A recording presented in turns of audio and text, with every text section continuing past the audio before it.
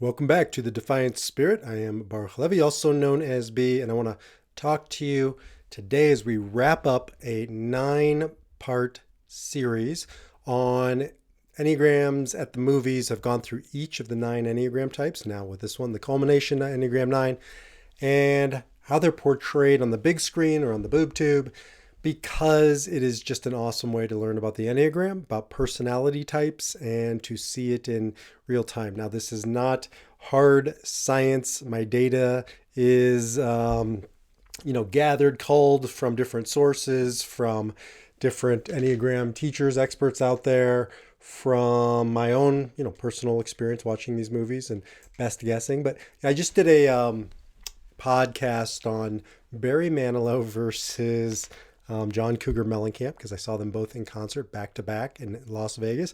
And I went through and showed how I go through a mental process of typing people, trying to figure out sort of which ballpark they're in.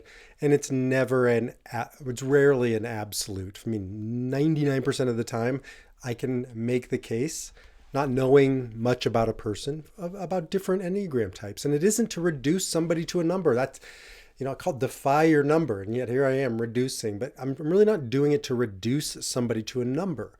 And there's a difference in quality between just trying to understand, like, do they speak Chinese or Japanese or Korean or English? I want to speak to them in their language. So it isn't so much I'm reducing them as I'm trying to see them. And that's really what the Enneagram to me is all about, so that I can see somebody on their terms in a way that makes them feel seen. Okay, so this is the final in the series, and you can listen to all 8 others besides this one. Just jump over to defiantspirit.org or go over to my YouTube channel and you'll get them all. All right, Enneagram 9, the Peacemaker. You can listen to a podcast on the Enneagram 9, multiple podcasts that I have at this point, and get a flavor for 9, but this will also give you a taste. If you're just listening, I'll share with you every character that I can remember. Although, getting up there in age, I don't have total recall. Maybe I never did. Actually, Ariel has been married to me for almost 25 years, and she says I've always had a shitty memory. Okay, Enneagram 9. Enneagram 9, to me, is a pretty easy type to ballpark. Maybe not exact, 9 to sometimes until you get to know them. But 9 for me has a different energy, a different vibe. And the vibe is the peacemaker. The vibe is peaceful. The vibe is sometimes no vibe, right? They can come across as withdrawn, removed. They also can just come across as very aggressive at times. Now, it's not an obvious aggression. It's an inner sort of a staunch, pissed off, digging in their heels kind of a thing. And that's what throws, I think, most people off. So when we think of them as the easygoing, go with the flow, that makes sense. And then, let's start with the Hulk. So 9s love this example. The Incredible Hulk, Bruce Banner, a 9, very mild-mannered kind of guy until you piss him off. And then the anger erupts into the Hulk, just his alter ego. Well, 9s are part of the triad that deal with anger. 8, 9, and 1 are all the angry types. 8s express it, 1s repress it, and 9s just go away from it. It's like they dissociate. So they don't even know they're angry, and we don't know they're angry, so it can just catch everybody off guard. But they can be some of the most angry, intense types when they Hulk out, as some people like to say. Another version of that, I think, is John Dutton from Yellowstone. Now, I can see the case being made that he's a self-preservation 8, the challenger, which is right next door to the 9. And sometimes a self-pres 8 and 9 to me look very similar, but the motivation is different. So 9s really want to keep the peace, to make it work, and 8s really want to control. And I think the moment I switched John over from an 8 to a 9 was he was sitting around, if you haven't seen Yellowstone, great TV show. He was sitting around the family table, and his 8 daughter, who's definitely an 8, Beth Dutton, erupts. But she always erupts, and everybody expects her to erupt. That's why she's not a 9, she's an 8. And he can't take it anymore because he says something like, God damn it, can't we just have one nice family dinner? Like, why can't we all get along? And I just noticed he says that a lot throughout the series. Now, I'm conflicted with this one, and I can easily make the case that he's a self-preservation 8, which is a subtype of the 8. Not quite as obviously 8, not as expressive, but still an 8. But I can also see the case that he's a 9. And again, this is not a hard science. And, if I were to sit with John Dutton, if there was such a man, I would ask him certain questions to really drill down into his core motivation, because the beauty and the challenge of the Enneagram, like unlike other personality typing systems, excuse me, is that it doesn't deal with the iceberg above the surface. It deals below the surface. 90% of the iceberg is below the surface, and that's where the Enneagram digs in. What's underneath the surface, not how it looks to everybody, up top, but where's it coming from? Which direction is it flowing? What's the motivation? And that's the Enneagram. So This Is Us. I can't remember his name, but the dad in it who dies. This is not a newsflash. He dies. Not a spoiler alert. Eventually, we all die. He's an Enneagram 9. Seems for sure. There's just a peacefulness. Jack. That's his name. Jack has this just sweet, gentle, make it work kind of thing go along. Now 9, 6, and 3. Can't see behind me because of the slide, but the 9, 6, and 3 makes a triangle in the Enneagram, and 9, 6, and 3, they're interchangeable in some ways. So when you get into the 9, 6, and 3, they can really look alike. So I could see the case being made that he's a 6. There's an angst to him. There's sort of a kind of an endearing insecurity, but I do think at the end of the day he's a 9. All right, who else is a 9? So you have some, how shall we say, dysfunctional families, some enabling spouses, probably by today's standards, domestic abuse seems to be involved, but back in the 70s and 80s, it certainly was a thing, but I know it wasn't as vocalized. Lots of things weren't as vocalized, and unfortunately, this was probably one of them. But nonetheless, Edith Bunker, if you are of a certain age, you can't help but know Archie Bunker, a definite pissed off 8, but his wife, which is often the case, a 9. Somebody who mellows him out, somebody who just wants to calm the storm. Now, Edith Bunker is a 9. She could seem like a 2 because 9s and 2s, the helper and the peacemaker, oftentimes look like that supporting spouse, oftentimes are the supporting spouse or the sportive spouse. But the difference being is that 2's coming from much more of a place of relationship, of tending to and serving and being needed, and 9's coming much more from a place of wanting to minimize conflict, wanting everybody to get along, harmony, and making peace.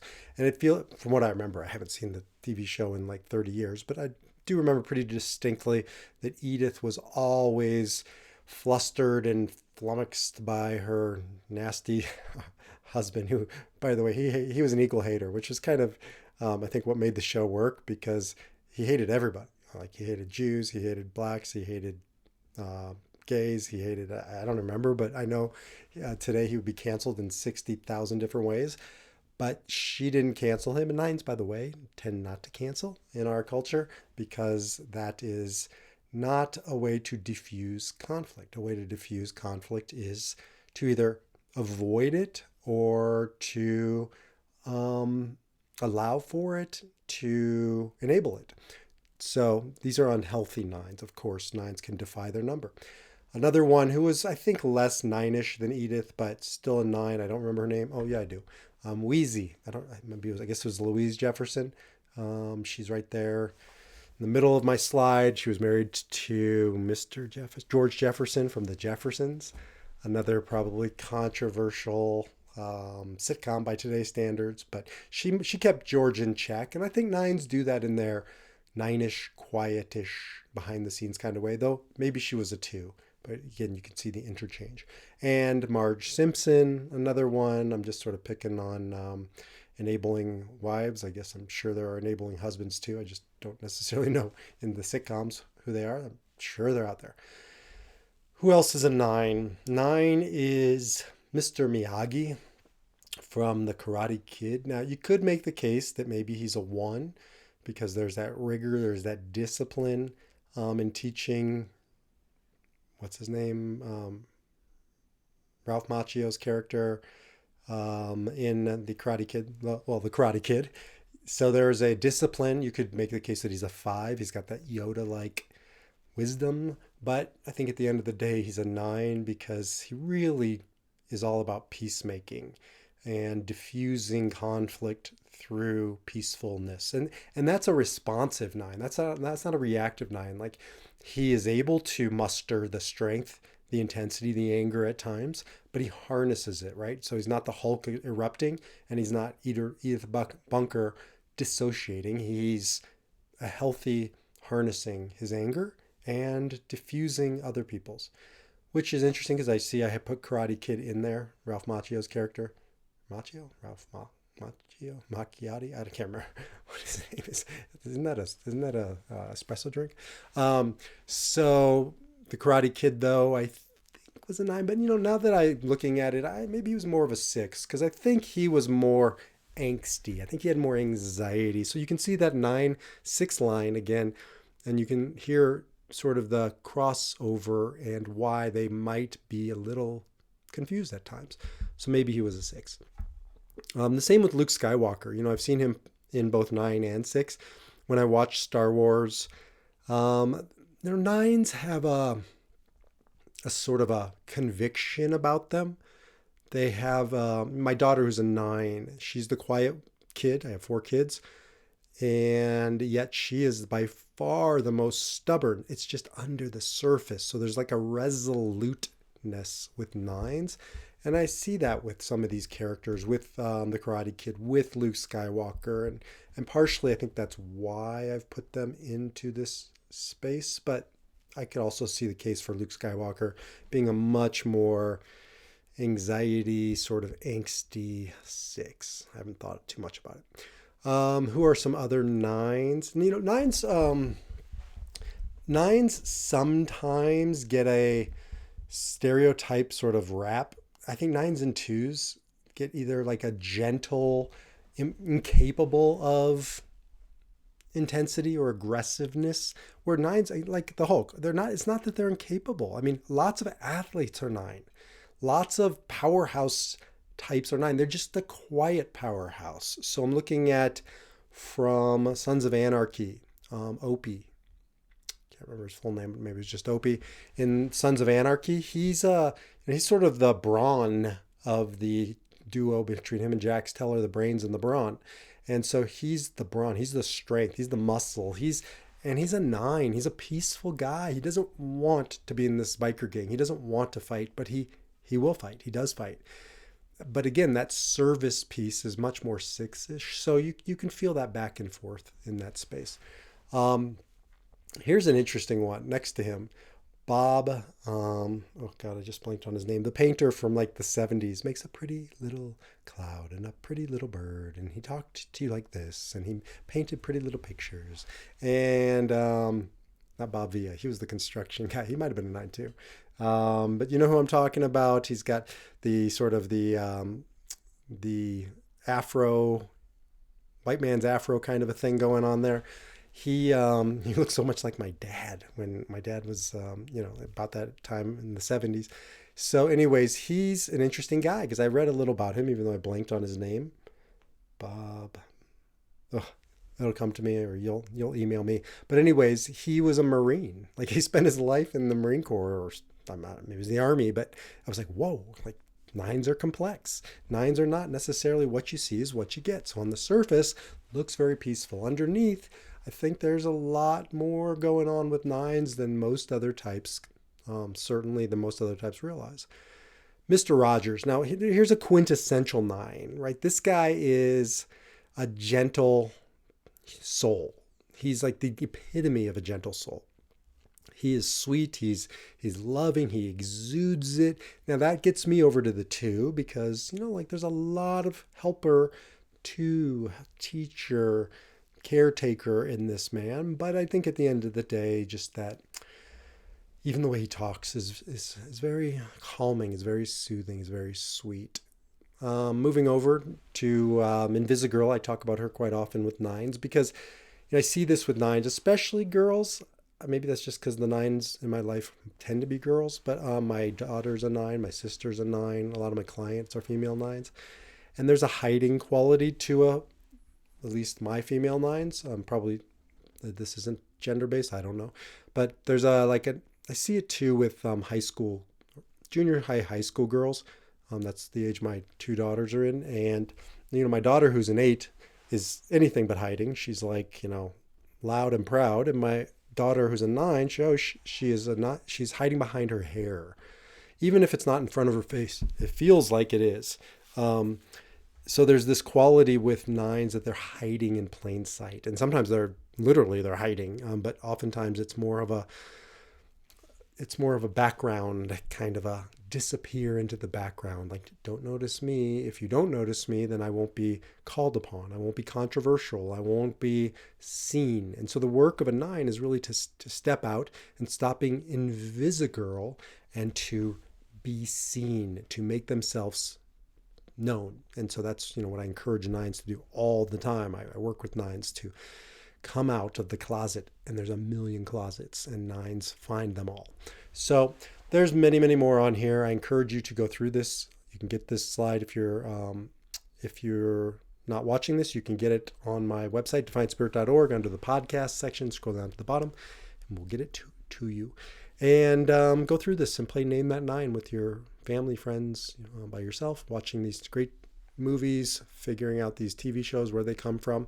Some really amazing human beings, and certainly amazing characters in cinema and on the TV. So with that, jump over to defiantspirit.org. You can download your free ebook, 9 Types Walk Into a Bar. You can figure out on your own which of the 9 types you react as and which as you respond as, because you are none of them. You are all of them. They're all energies within you. Your work is to figure out your core type so you can defy your number and live your spirit. I will see you not only in the next video or podcast, but in the next series, and I have to now figure out what that's going to be. So I'll see you or talk to you then.